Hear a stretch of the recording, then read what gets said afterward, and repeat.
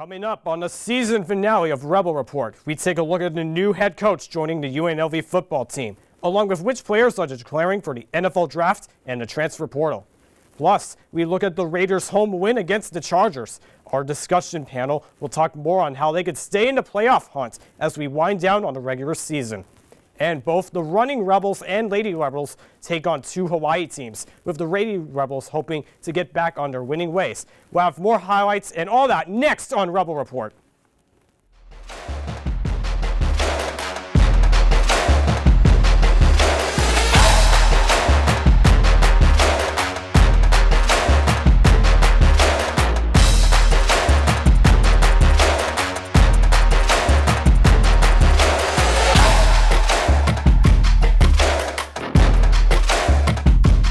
Welcome to the Season 12 finale of Rebel Report. I am the Josh Taryn. We have a lot of sports news to go over, but first we start off with some breaking news coming in this morning. Brittney Griner is coming back to the U.S. The WNBA star was released from Russian detention as part of a prisoner swap for convicted Russian arms dealer Viktor Bout.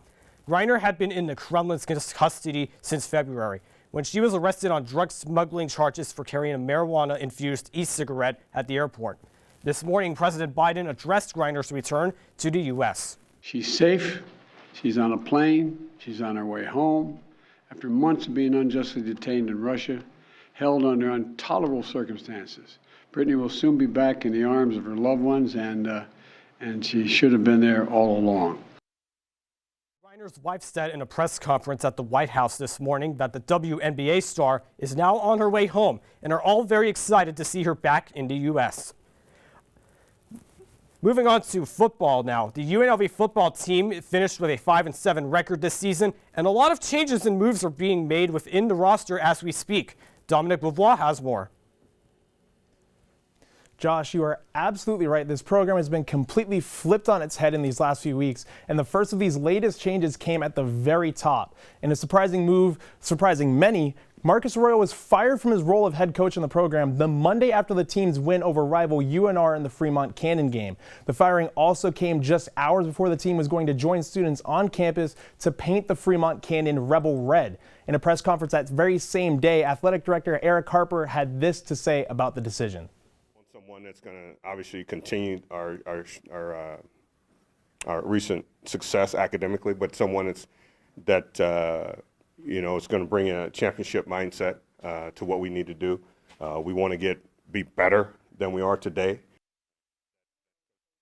Then announced just a week after former Arkansas defensive coordinator Barry Odom is going to take his spot. He oversaw a solid Razorbacks defense, and his last stint as a head coach came in 2015, where he went 25-25 with Missouri. Odom, he also saw bowl game competition with Missouri, but he lost both contests in 2017 and 18. He does, though, have a lot of optimism in taking over UNLV's program. I knew when the job came open, I was going all in to try to get this job because I believe in opportunity. I believe in the leadership. I believe in the conference. I believe in the footprint of recruiting. And there's only one Vegas in the world. Let's go make it special. And a trend that continues within the UNLV programs today is players declaring for the NFL draft. Defensive stalwart Austin Ajake and Adam Plant Jr. both declared, as well as offensive lineman Davion McDaniel and defensive lineman Tavis Malachus. The list continues to grow by the day, but the possible draftees are not the only departures hitting UNLV hard. Transfers have been a huge headline for Rebel football, and leading the way there is wide receiver Kyle Williams. He announced over Twitter that he will be entering the transfer portal. Williams, he grabbed 40 passes for 541 yards and 5 touchdowns this season for the Scarlet and Gray. And on the same side of the ball, running back Aiden Robbins, a transfer out of Louisville, he announced he's going to be entering the transfer portal as well. He's coming off of his first season at UNLV that saw him gather over 1,000 yards and 9 touchdowns on the ground off of 209 carries. And on the other side of the ball, Noel Williams has entered the transfer portal as well. The DB racked up 39 total tackles and grabbed 3 interceptions on the year. In UNLV, they're following a recent trend in the NCAA football world, with those mentioned players joining over 1,000 players entering the portal this winter. These transfers are all from schools including SEC powerhouses and other powerhouse programs around the country, especially at Jackson State and Colorado following the coaching hire of Deion Sanders. Now, the guys entering the transfer portal and declaring for the draft will be giving Barry Odom essentially a brand new program to work with in his first season here in Sin City, and a brand new recruiting class as the program has seen a handful of players decommitting from the program. Josh, back to you. Dom, thank you so much. And 1,000 players, that is a lot. The Raiders have been on a roll lately. They've swept the Broncos, they escaped from the Seahawks' clutches, and now Lightning seem to be in the air this past Sunday. Did it strike on the Raiders? Let's find out in the highlights. And we start in the second half here. You see Justin Herbert, he gets a complete pass to Austin Eckler. He has the first down, but wait a minute, fumble! And it's recovered by the Raiders, and they go on for another defensive position. And here's Derek Carr on the next series of plays, and he's going from shotgun. And who does he throw to? Well, how about the DA himself, Davante Adams, to give the Raiders the first lead of the game? He's all pumped up. But wait, there's more. And because you know, I can't leave out the trickery book. Now here's Jacobs. Oh, it's the flea flicker. And look at this. It's a wide open Davante Adams scoring another touchdown. That's back-to-back for this man. Now the Chargers go into the next drive in the fourth quarter. They have been pretty unstoppable on fourth downs, as you see here. This is on 4th and 12. Now, this is shotgun. Who does Herbert throw to in this situation as he rolls to his right? Oh, wait a second. Who is that? That's the veteran Keenan Allen. He's been with the team for 2 years. He puts the score up to 27-20. It looks like the Chargers could be on a comeback, but would they score again? Let's skip late into the fourth quarter. And here you see Herbert. He's going to Allen. Here's a little lateral action. He goes to Eckler. So with that play, you have 8 seconds left on the clock. And let's get to the final play here. As you see here, there's Herbert in the shotgun, empty backfield, and he's going to throw, and that's DeAndre Carter, and he can't get out of bounds. And so the Raiders, with that final stop, improved their record to 5-7 to keep their hopes alive in the playoffs in the AFC West. For more on the Raiders, let's turn it over to two guys who really know more about the Raiders than some other folks do. Here's Diego Escobar and Jose Tabarez. Take it away, gentlemen. Thanks, Josh. You know, one of the most important things that came out of this game was the defense. Jose, you were there. You were on the field. Tell me, what did you see? Well, the defense really came in strong. They were pressuring Herbert all game. Chandler Jones, shout out to him, coming into the game with only half a sack and coming out with 3 of them. And, you know, with Tillery in there, the whole defensive line really showed out that game, and it really kept the pressure on Herbert throughout the whole game. I mean, Herbert was rolling out left, rolling out right. He was always out of the pocket. The one good thing when it comes to a defensive game like this has been the most complete game I've seen the Raiders play as a whole, but the defense was definitely a staple here, because now that you actually have some defensive linemen that can give you pressure up the middle, it allows Max Crosby and Chandler Jones to both do their thing. Even the secondary was doing a pretty good job. Right. You know, and with that being said, the offense, like I said, you cannot have a full, complete game without both sides of the ball being solid. The Right. Derek Carr, Davante Adams connection is it's looking like their old college days a little bit. Right. What do you want to tell me about that one? Well, I mean, you know, Davante Adams, eight receptions, 177 yards, and 2 touchdowns, nearly 3 touchdowns before a great defensive play by Michael Davis on the Chargers, tipping the ball loose. But yeah, I mean, that connection was very strong. Davante just seemed to get wide open, deep and long, and also in coverage, he had that first touchdown with the defense all over him, and even that sideline catch that the Chargers challenge that got overturned. Yeah, that was a one-handed touchdown or one-handed reception on the sideline. he had a lot of those. He's been having a lot of those as of lately. I don't know if that's a Derek Carr thing or if that's a Davante Adams thing, but it's looking really good. You can't deny the run game either. Josh Jacobs is getting hot perfectly at the right time. It could either be because, you know, it's his last year, he's trying to prove it, get his bag, who knows, but it's good that they're getting hot at the right time. Right, and like the offense, like you said, Davante now reaching over 1,000 yards with this game. Josh Jacobs leading the league right now. Like Derek Carr said in the press conference, now that the Raiders are winning, now that they are on this the 3-game win streak, now people are looking at those stats and wow, Davante Adams has 1,000 yards on the season in 12 games. No, a lot of people weren't expecting Davante Adams to have as good of a career year as he's having right now. The thing with it is that everyone's like, oh, he's leaving Aaron Rodgers. Derek Carr, I'm not saying that he's better than Aaron Rodgers, but he's helping Davante Adams put up the same amount of numbers. But of course, this team is getting hot at, I would say, the right time, because these next 5 games, truthfully, you need to be able to win out these next 5 games to have a decent shot at making playoffs. If they win all 5 games, that's a 95% chance. But of course, you do need help. You need the Jets to lose, the Chargers to lose, and because the AFC as a whole, not just the West, is ridiculously strong. Right. So let's hope the Raiders can do so. They've been looking to stay hot. Let's take it right back to the desk. Diego, Jose, thank you both. And it's just about that time to make money in time for the holiday season. Justin Brooks has all you need to know regarding NFL and college basketball bets. Thanks to Josh. Now, folks, you know what time it is, right? Let's get those betting lines just in time. The NFL season is now in crunch time, and award races are heating up, and so are playoff pictures. Let's take a look at some odds you might want to take. These MVP odds are presented by BetMGM. Now, we got Mahomes leading the way at plus 120. We got Jalen Hurts at plus 150. Then there's a huge fall off to the next best odds. Joe Cool himself is at plus 800. We got Josh Allen at plus 1,200. And then Tagovailoa at plus 1,200. We know 2 things. The MVP award should be renamed the QB award at this point, and that publicity and bias have an effect on the winner. So the sportsbook is a clear indicator on who's in line to win it. Now, the last non-quarterback MVP winner was Adrian Peterson back in 2012. So as much as I want to sit here and tell you Tyreek Hill should be considered more for this coveted award than his quarterback, his MVP odds at plus 8,000 should tell you to stay away and save your money on a different ticket. The odds are telling us the race is between Hurts and Mahomes at this point, unless the other quarterbacks have a historical 5-game stretch. Now, the Chiefs have the easiest remaining schedule regarding defenses against passing offensives. Switching gears, let's give you the favorite, underdog, and over-under of the week. Now, starting off, we got our favorite of the week with the Miami Dolphins at LA facing the Chargers. Assuming key guys are clear to start, Miami's wideouts will be too quick for Los Angeles DBs to handle. Expect a heavy passing game between both teams. Chargers love to play those close games, and Mike McDaniels has proven he can close those games out.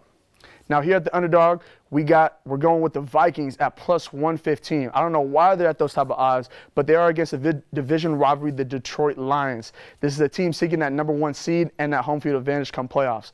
Plus, Kirk Cousins, he does his best work when it's not a primetime game and it's against struggling defense. Now, to finish things off, the over-under of the week goes to none other than the San Francisco 49ers versus the Tampa Bay Buccaneers. The over-under is at 37, and I'm seeing a 17-13 type of game. Tampa Bay is only allowing 18 points a game, matching up against a rookie in his first start. While San Francisco, they allow 15 points per game.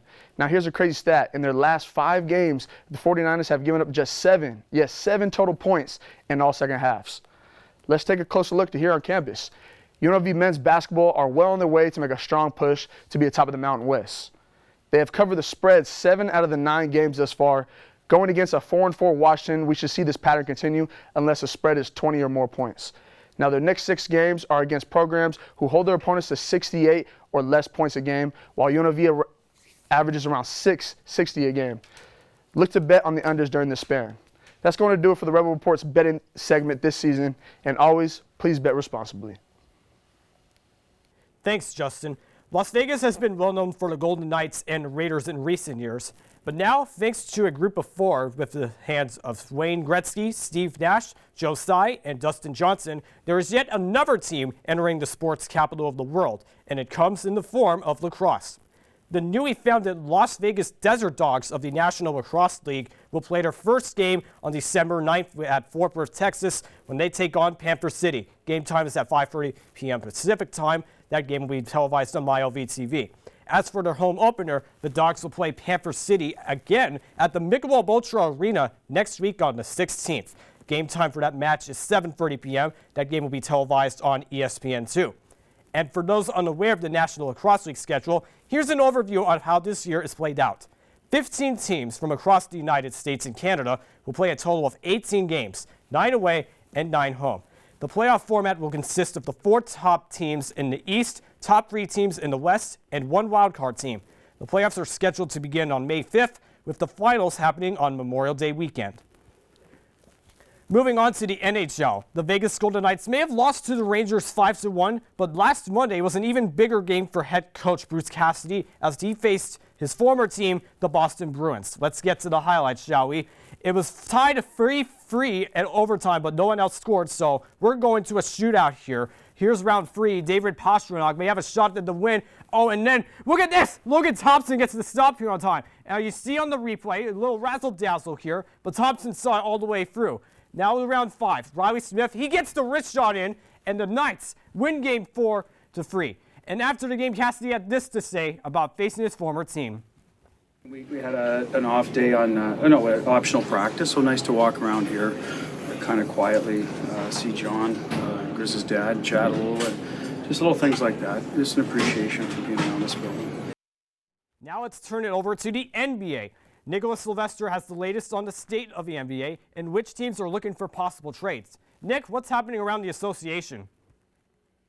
Thanks, Josh. Now, the MVP has been the center of discussion at the start of the season, and each week there seems to be a change in who is at the top of the list. To start the season, Jason Tatum and Giannis separated themselves from the rest of the pack, but as of late, Devin Booker and Anthony Davis have been on a tear, and Davis especially with his numbers skyrocketing as of late. In his past 9 games, Davis is averaging 35 points, 15 rebounds, and almost 3 blocks a night. A healthy Davis has the Lakers at 10-13 and finally starting to turn their season around. The Lakers are back to looking like a title contender, and with the state of the league where it is right now, there is no clear frontrunner to win the title as teams are starting to get players back from injury and finding their rhythm. Teams are also starting to figure out what their team needs are as trade season is upon us, and there are already some possible trade candidates that teams will be eyeing as the deadline approaches. Names such as the Suns' Jay Crowder, Pacers' Buddy Hield, and Miles Turner, along with John Collins from the Hawks, are all names to look out for and who could step right in and help any playoff team or a team that is trying to stock up on young talent for the future. Championship contenders such as the Suns, Celtics, Bucks, and Grizzlies could be just a player away from reaching that next level and on their way to winning a championship. It will be interesting to see how the season trade turns out and who will be changing teams and on their way to helping their new team compete for a championship. Back to you, Josh. Thanks, Nick. Moving on to college basketball, the Running Rebels are becoming more dominant as the season rolls on, and it's almost bringing shades of a championship team of the 90s. Let's see how they played this week against Hawaii at the Dollar Loan Center. Let's check out the highlights. The Rebels had a very strong start in the first half. Here's Luis Rodriguez, and he gets a short layup plus the foul. Luis Rodriguez would also make the following free throw. Now, here's the next few possessions here, and here's a steal from Victor Iwuakor, and he finishes off with the slam dunk. And overall, UNLV has just had a great, strong performance here at the center. So they continue to hold their streak for the most consecutive three-pointers, and the record stands out at 1,170 games. The Rebels eventually win that game 77-62, and here's Kevin Kruger after the game. Hey, of course, it's easy to get kind of hot during there in the second half, just knowing what Hawaii was capable of and the run they made. But I thought overall the guys did kind of what they've been doing. Did a great job of guarding people, creating a little bit of a cushion in the first half, which ended up becoming the difference in the game. And that's kind of become their MO, is really just kind of a relentless defensive presence in the first half, and then just kind of and again, you're just playing with teams that have a lot of pride or against teams that have pride and make it interesting. So. And for more on the Running Rebels, let's go to our discussion panel as they discuss what the team needs to do to stay undefeated in the season. Take it away, guys. Thanks, Josh. The Running Rebels have had a phenomenal start to the season, with their most recent win coming against Hawaii at the Dollar Loan Center. At 9-0, the Running Rebels sit at the top of the Mountain West, and they currently rank number 1 in the nation in forced turnovers. Given this is our last show of the semester, we are going to talk about what we have seen from them this season and what we expect going forward. I'm here with Fenhaus, Jade, as well as Jose. So let me ask you first, what are your biggest takeaways from the Hawaii game? I think it's just another win for UNLV on the books. I mean, they're 9-0 to start the year. It's one of their best starts ever. Of course, you know, for UNLV fans, it's huge. I mean, we haven't had a team this good in a really long time. So I think for UNLV fans, it's something to be excited about. The turnovers have been phenomenal. I think the defense was really there, and they just showed out. They played well. Yeah, I agree. It was an exciting game. It was so exciting I lost my voice, but it's fine. There you go. But I was cheering them on, and something that I was impressed with was how many people came to the Dollar Loan Center, because you know it's not their home arena, and to see the support around the Running Rebels was really good. But I think my biggest takeaway from this game would be that they need to stay disciplined, because David Mwaka and Victor Iwakor, they got in foul trouble too early, and that's going to hurt them down the line, especially if people are they know that they're going to start targeting them, and that's going to hurt the Running Rebels. Right, and I mean, I think the biggest takeaway is just their continued defense, and I mean, they rank number 1 in turnovers for a reason, 18 turnovers, and I really like to point out Luis Rodriguez. I mean, he's been like shooting threes all season and kind of hasn't been finding the three, but this game he went 3 for 4, kind of led the Rebels in scoring, and he's finally coming into his own this season. Yeah, right there you mentioned Luis Rodriguez. My next question was actually going to be who's been the star of the season so far, because there was a lot that was made about Bryce Hamilton leaving and who's going to be that star to pick up kind of where he left off from. So who do you think so far? I think it's been Keyshawn Gilbert for sure. Keyshawn's been that guy. I mean, he averaged 2.6 last year. Now he's averaging 14.4. I think the efficiency is going to come down. He's shooting 60% from three. He's shooting 51% from the field, which is absurd, I think, for any guard. But he's been phenomenal. He's had to take a bigger role when he got into starting lineup. That was something they expected out of him. With Bryce Hamilton gone, with Donovan Williams, with Royce Ham, he was going to have to step up. And I think he's had a huge impact on this team, especially in isolation, getting buckets. He's been the star for me. Yeah, I think Keyshawn has definitely stepped up. But in the press conference yesterday, Coach said that, you know, the teams that we've had in the past, you know, we have a leading scorer every game. You know, last year it was Bryce. And this year there's been so many different leaders and scorers, and he said that's what we want to see. So I don't know if I would pick out one person. I definitely think that Keyshawn Gilbert has had the most growth from what I've seen. Obviously there's transfers, but I'm gonna pick Keyshawn too. Yeah, I think, like Jade said, that there's a lot of these Rebels producing, and it's every game is different. It's either Keyshawn, it's either EJ Harkless. It could really come from anyone. Mm-hmm. For my star, I mean, Keyshawn has shown the growth from last year to this year, but I want to give it to Harkless, because when I think about who I want to give the ball, like for that last shot, I'm gonna give it to Harkless. He's been really good, like as a shot creator, so far this season. And I think if the Rebels need a bucket, they get it from Harkless. Also, Justin Webster, he had a great game yesterday. Yeah. The Rebels got a little out of control at a certain point, and I think he brought them down with his calm demeanor. He also hit threes off of 2 bounce passes, which is hard to do, but he did it. Mm-hmm. Right. So I give a lot of credit to him too. And he knows the team. I mean, he used to play for, he transferred from Hawaii, so him and his 3-point shooting is definitely helping out the Rebels. Mm-hmm. Yep. And yeah, the teams look great so far. Obviously, they're 9-0. So as far as going into the future here, what are the keys to success of them continuing this run? I think it's continuing the defense. I mean, first in the nation in turnovers. They're second in the nation in defensive turnover percentage, which is huge. And that's been their thing. That's been the mantra. That's what the defense has built themselves upon. I think the offense in particular needs to pick up. The isolation game, I think, sometimes can get a little stagnant, and it's hard for them to make big runs when you're just going off of isolation, telling Keyshawn, telling EJ to get a bucket, who are great scorers. But I think that's the main key. If they could pick up that offense, and they could really make that half-court offense feel less stagnant with off-ball movement, with more off-ball screens, this team, I think, becomes lethal throughout the next couple weeks, throughout the next couple parts of the season. For sure. Yeah, and it is a good start, and I'm not going to knock them, but I think yesterday they had spurts of undisciplined behavior, and I think that seeing that shows that they need to figure out how to find a way to like stay together. There was too much one-on-one balls trying to drive on someone. It was too much, I'm not going to pass, I'm going to take the whole possession to myself. So I think there needs to be more ball movement, more drive kick, more baseline drift, like all of that, and I think that will help their offense in return. Right, and I think you guys are touching a lot on the offense, and obviously we're praising them for their defense, but I think they could tighten up a little bit, at least at the 3-point line. I think I remember back to their game against High Point, they let a lot of threes go in for High Point. So I think going against those teams that just have those 3-point shooters is going to be hard for them to contain them. I mean, Utah State also in the conference and leading the nation right now. And lastly, with the offense, I just think just kind of getting that, like you said, efficiency and not just going on like one-on-ones. So, yeah. All right, awesome. Well, thank you all for coming out. That'll do it for us for this discussion. Let's send it back to the Josh at the desk. Thanks, guys. Now the Lady Rebels, I believe, need no introduction, but their last time their undefeated streak was broken when Pacific College beat them with a score of 75-68. Can the Rebels bounce back against Hawaii Hilo? Let's get to the highlights, shall we? We're going to start late in the third quarter. Here's Allison Brown. He gets a three-pointer there. That will be a sign of things to come as the Lady Rebels kept hitting those three-pointers.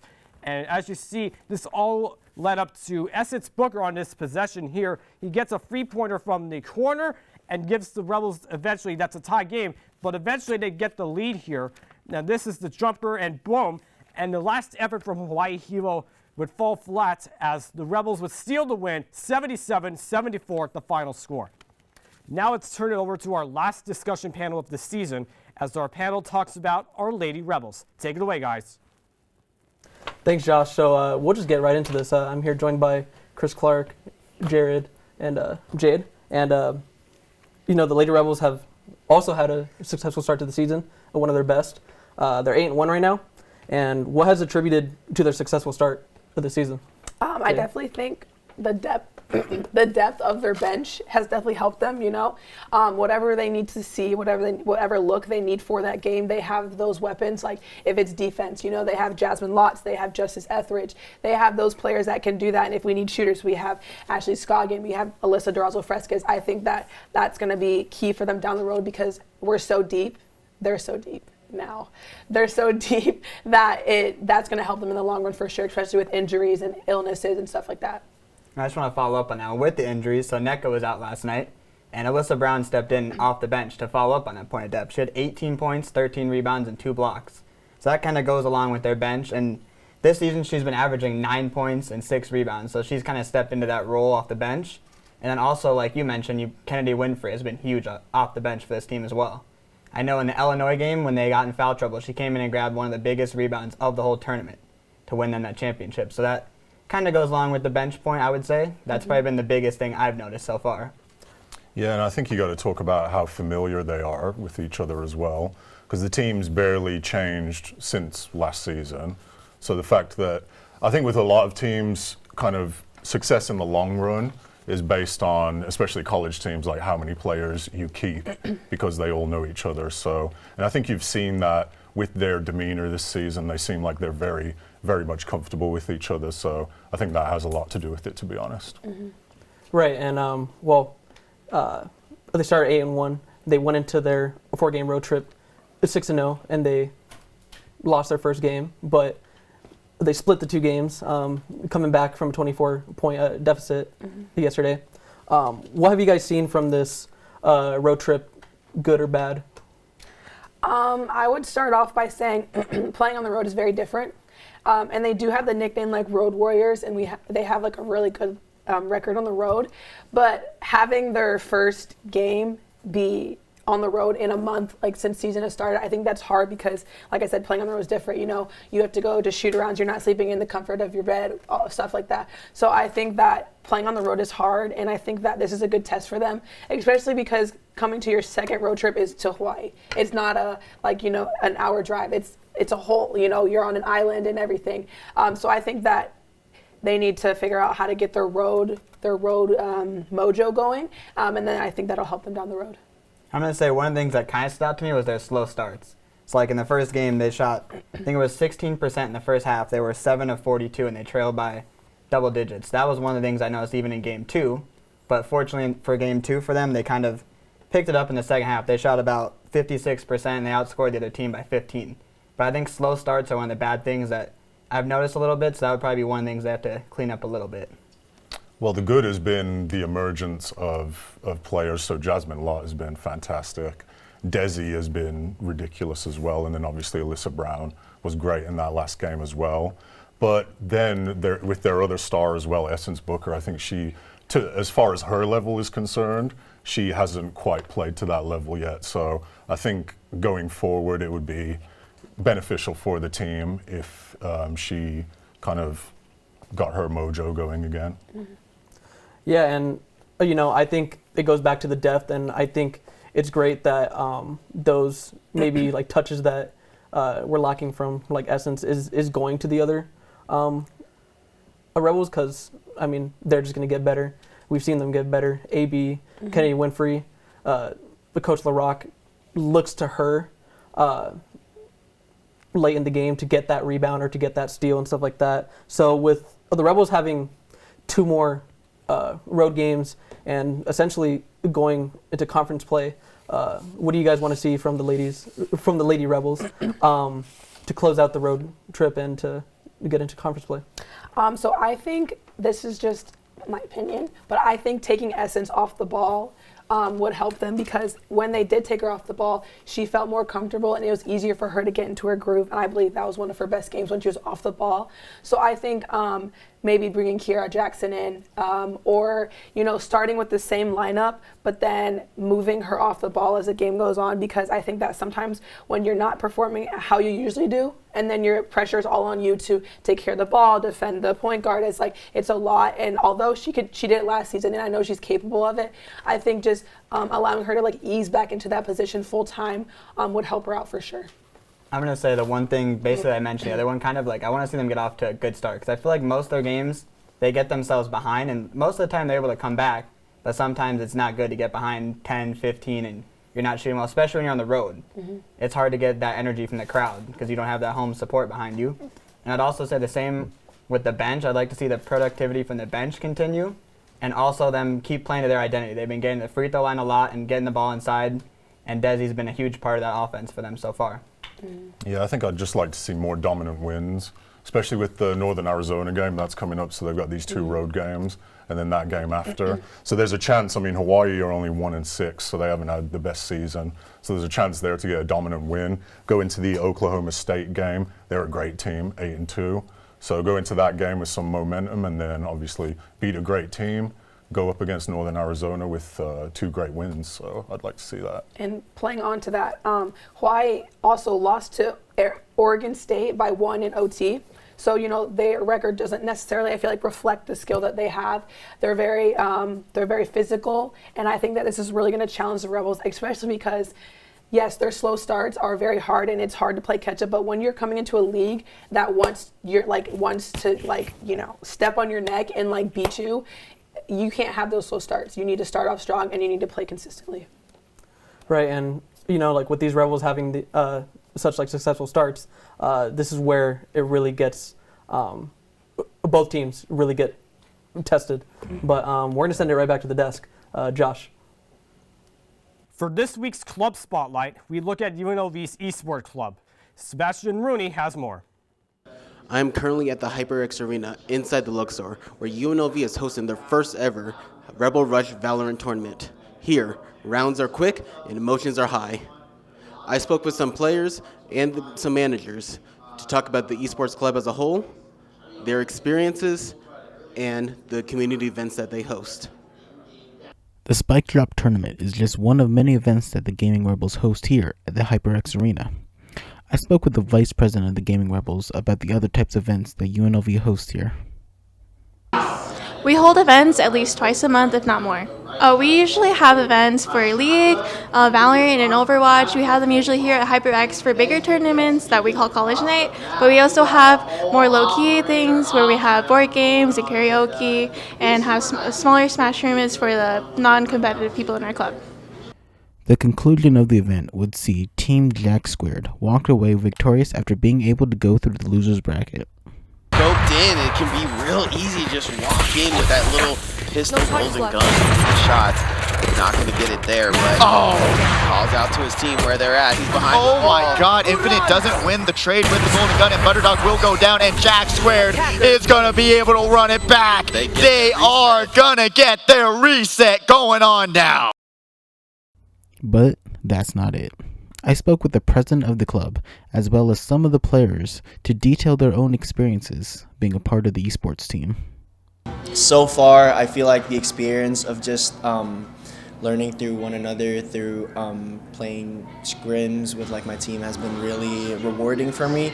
I feel like the approach on the game is very similar to mine, but I'm very glad that they are very passionate about it as much as I am, and I feel like that's the most important thing in a team. When you're in a team full of passionate people, I think you be able to reach everything. So very thankful for them. And the experience so far is it's really fun because all of us just get up night together. All of us know that we want to win, and when we win, it's like super cool. It's honestly, when like what Arch just said, we win big, and we always hype each other up. And I think the best part is that we always support each other, and we all put in the hours to do it. And I love surrounding with people like that. My overall experience here has been a little bit surreal, a little bit like, an upbringing of, having people come back from COVID, having events again, having our teams again. Specifically for our Overwatch team in particular, we're just excited to travel out.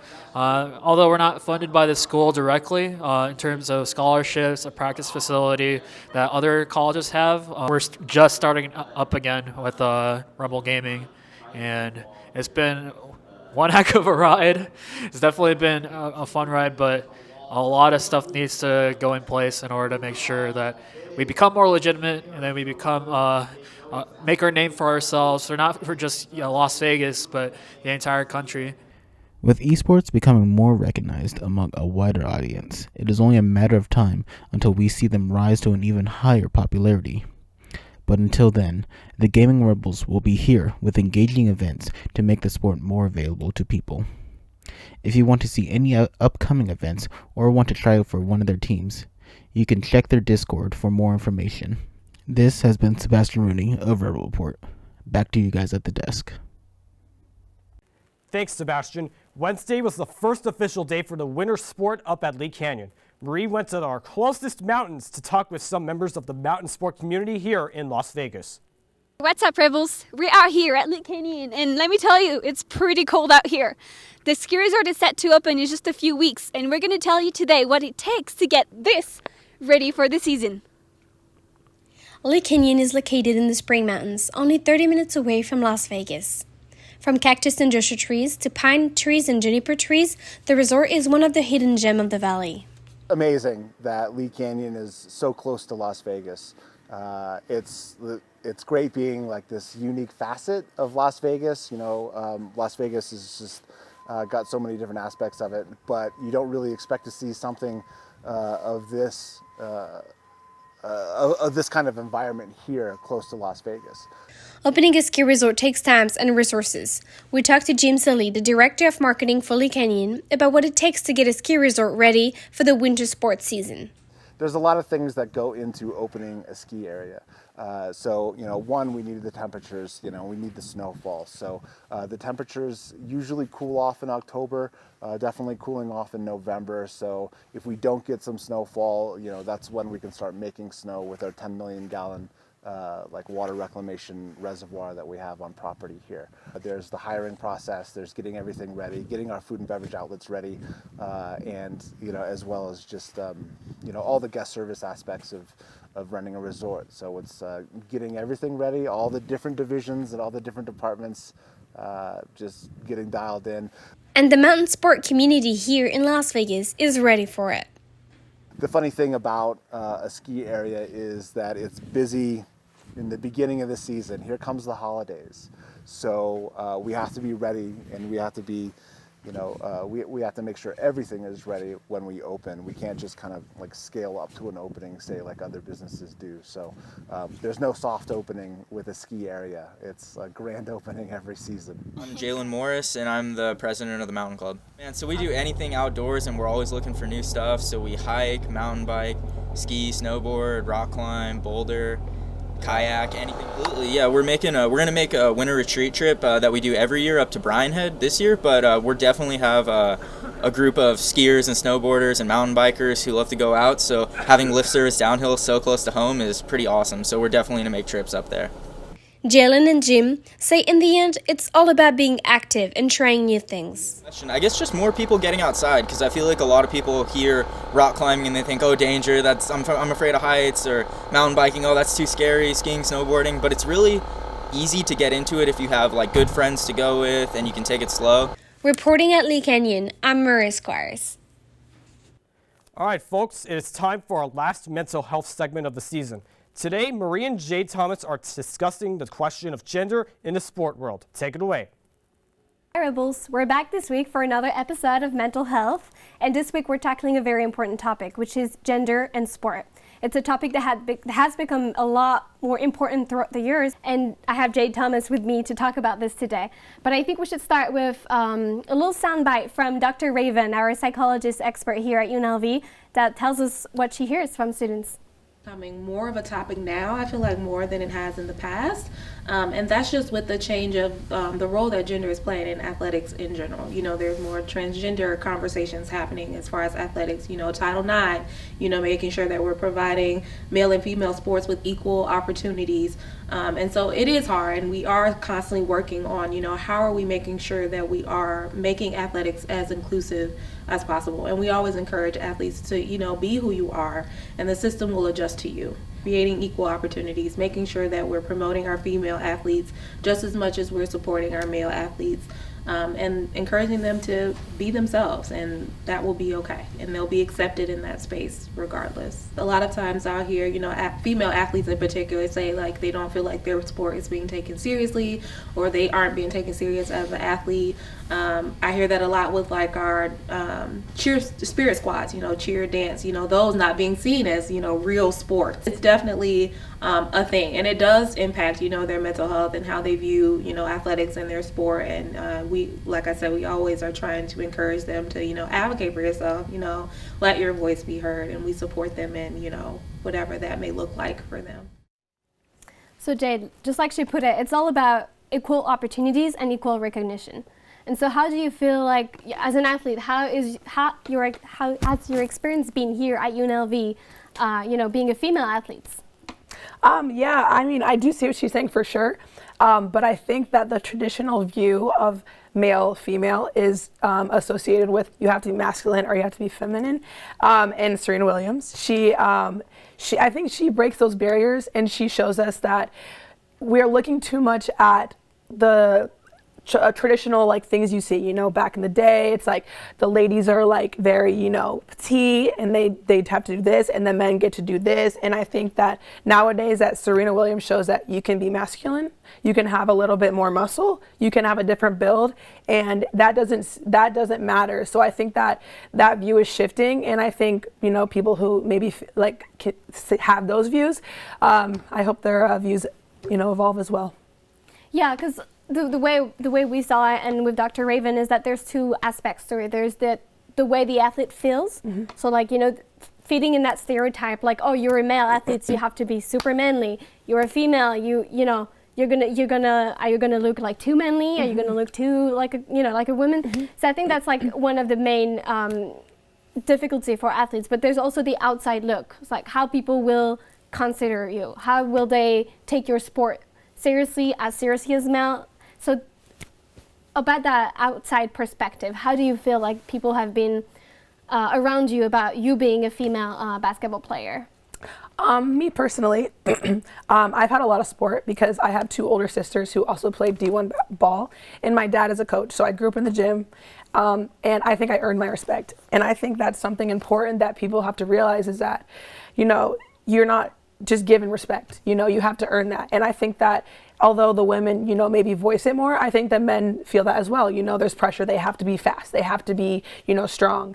And kind of like you said, like the women, like they feel like I can't get too muscular. And I remember girls asking when we started weightlifting, like, am I going to get too big? Like, am I going to do this, do that? That's why I said Serena Williams was a really good example. But I think that no matter what you do, people are always going to have an opinion on anything, the smallest to the biggest thing. So I think just trying to really focus on what you know is going to help you, because if you focus on the outside view on everything, like you're not going to be living for yourself. And so I think that as an athlete, I've had the luxury of being respected. And, you know, obviously you'll play pickup and the guys will be like, oh, like, don't go too hard, or, oh, like, let her get it. And I'll be like, okay, well then I'm just going to shoot it a million times in the corner, and then you're going to have to respect me. So I earn my respect and I carry on. And I think if people have a mindset like that and not the victim mentality, then they'll prosper. Absolutely. I really like what you brought up. The victim mentality is something that, and not just in sport, you know, in everything, even in journalism, like it used to be mainly, you know, a men like environment, and it's about proving what you can do and just, yeah, not being a victim. That's for sure. So coming back to sport now, how do you feel like Title IX has helped the sport like in college?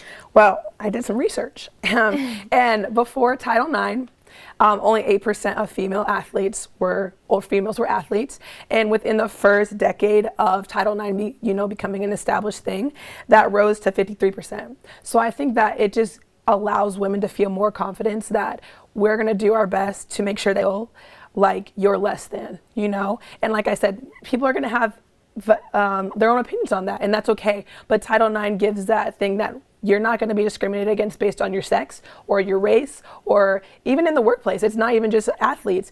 And so I think celebrating their 50th year, and at the Running Rebels game, they honored all female athletes at UNLV. So it was really cool to see, you know, all the female athletes out there smiling and just seeing their confidence on their face. You know, it was nice to see, because I think Title IX has done a lot for everyone, and I don't think people necessarily realize like how much it is. All they hear is Title IX, Title IX, Title IX, but they don't necessarily know what it does and what it has done. And I think it just gives female athletes that extra support of, we're going to do our best to make sure that you are not discriminated against, and especially race and all of that. You know, it's everything, and I think it's I think it's really great for them. Yeah, it definitely made the sport world and the world in general more inclusive. Yes. Yeah. And so what would you, to end with, what would you tell like maybe a female athlete that's struggling because her sport or her performances are not taking as seriously as her male counterpart? This is what I would say. I would say, earn your respect. Get your work in. If you're in the gym 24/7 when no one's watching and you're doing your part, that's all that matters. The rest will take care of itself. You're gonna have haters no matter what you do, no matter where you are. So stick with what you want, and do not let the outside world tear you down, because they will if you let them in. So just be strong, be confident, and do what you want to do. I love that. I love that so much. And I mean, in Vegas, like our female athletes are doing better than. Yeah. So.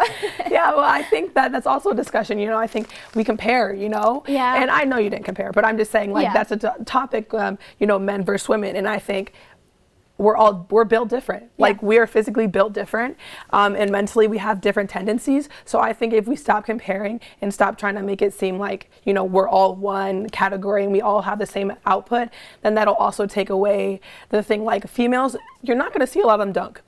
We need to accept what is true and what is facts, and then everyone can have their own opinions. But I think if they know their facts, then they can form an educated opinion. Yeah, I mean, we're not the same. Like females and men are not the same. We're different but equal. Yep. And I think that's what it is. Yep, I agree. All right, well, thank you so much. We'll be back next semester. Jade, Marie, thank you both. Now, we've come to the end of today's show and the end of our 12th season of Rebel Report. And it's been a blast working with everyone. So on behalf of everyone working behind the scenes, including our fabulous camera operators and all those in the control and audio rooms, I'd like to thank you, the viewers, for following us this season. Until then, I am the Josh Heron. Stay safe, happy holidays, Merry Christmas, happy everything, and we'll see you next time.